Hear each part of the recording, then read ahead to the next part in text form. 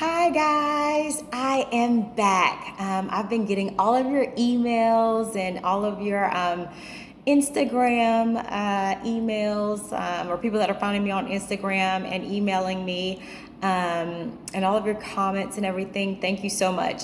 So today we're going to talk about what makes a successful USAJOBS application. And so we have to start out with the scripture, which is Proverbs 4:7, King James Version. Wisdom is the principal thing, therefore get wisdom, and with all thy getting, get an understanding. That's right, we're gonna understand what it takes to get a successful USAJOBS application. So I'll give you the principles for that, and of course there's always a spiritual component to this thing as well, which is prayer, and you just praying about every application that you submit into USAJOBS. So here we go. First thing you have to do is be concise. Describe your most successful accomplishments in your job descriptions succinctly and directly, with short accomplishment bullets. You have to show, why you're the best at this job, why they should pick you, the reason why you rock and why. The next point is present yourself as an experienced veteran in the game. And that basically means you're presenting yourself as someone who knows the ins and outs of your particular job, your particular career field. I am a 0343, which is a certain type of code for people that are administrative professionals, people that do timekeeping, and HR, which is human resources, or space and facilities, putting the numbers into a computer system of where the people actually sit, their cubicle numbers and their phone numbers. Show yourself as someone who knows your job in and out, and prove that with success stories and accomplishment bullets in your resume. The next point is, prove that you've done the work within the announcement and you've done it well with your success stories. The next point is make it understandable. Pass your resume around to colleagues, to friends, to neighbors, your parents even, other HR people that are in the game, other federal hiring managers that you may know from your sorority or from your church or just wherever. You have to get multiple eyes on your resume to make sure that it is understandable, because everybody doesn't know those acronyms, like DISA. Some people have never heard of that, and that is a federal agency, Defense Information Systems Agency. Some people have never heard of NGA when you put those acronyms on your resume, and that can mean multiple things to multiple people. But since I know on the federal side, that would mean National Geospatial Intelligence Agency. And then at another federal agency, it may mean something else completely different. So it's good to just spell out any acronyms that you have in your resume. The next point is show enthusiasm, show zeal in your resume. Make it come alive, when you're describing your success stories. It doesn't have to be, boring or mundane or the myth that some people may associate with federal work and federal employees. I'm definitely not boring and mundane. As you guys know, I sing and I rap, and I'm wearing my cheetah print scarf today. So show some personality. We don't have to be dull with our resumes or with our personalities, but remain professional. So the next point is ask to be on a hiring panel. All they can say is no.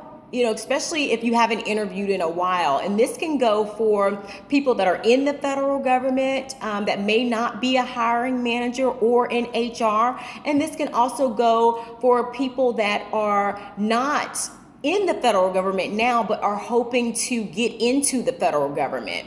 You can still ask to be on a hiring panel. All they could do is say yes or no. And, God already knows what they're going to say anyway. So, just give it a shot.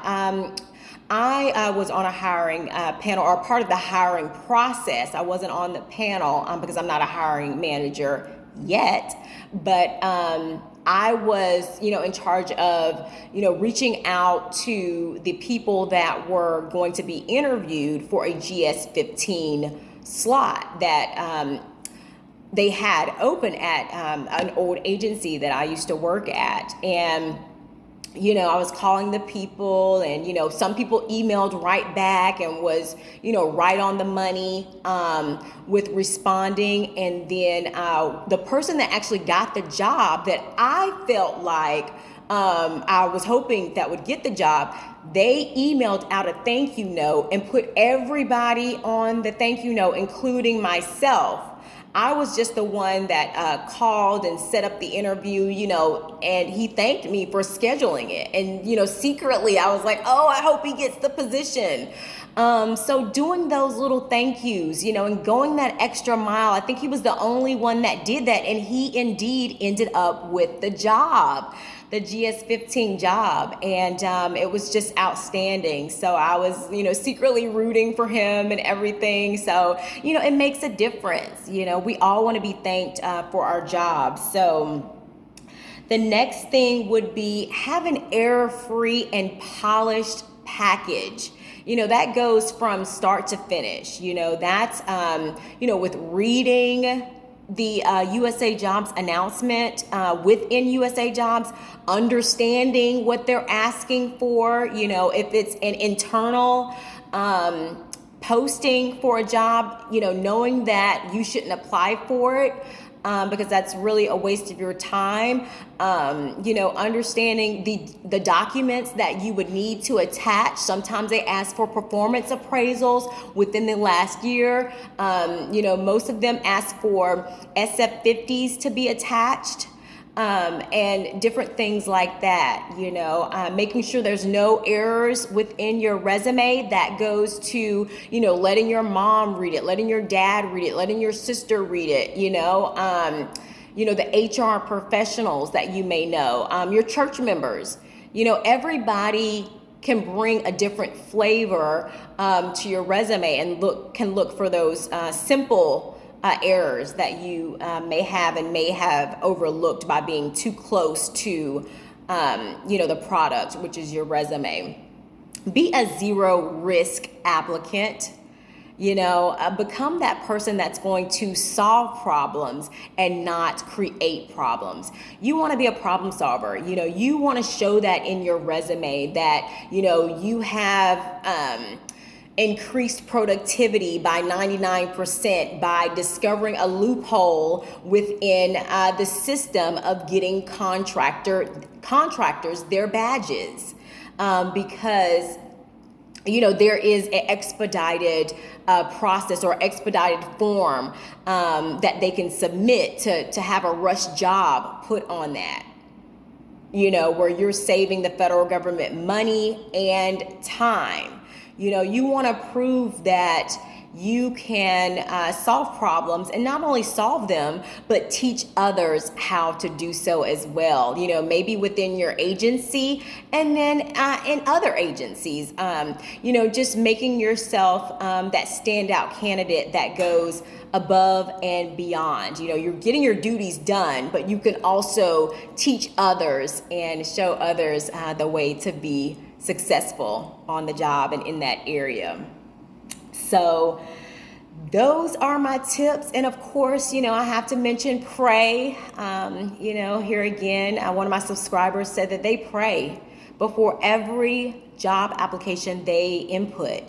That's whether you're watching this as a future federal employee of America or, internationally, or, if you're watching this as someone who does not want to be in the federal government, but you want these tips because they can apply across the board. So that's all for now. I'll talk to you guys soon. I know that I'm praying for you and I love you. And subscribe, like my channel, send this to your friends, send this to your coworkers, send this to your next door neighbor, send this to anyone that has a computer or access to YouTube through their cell phone. And I will talk to you guys soon. Bye.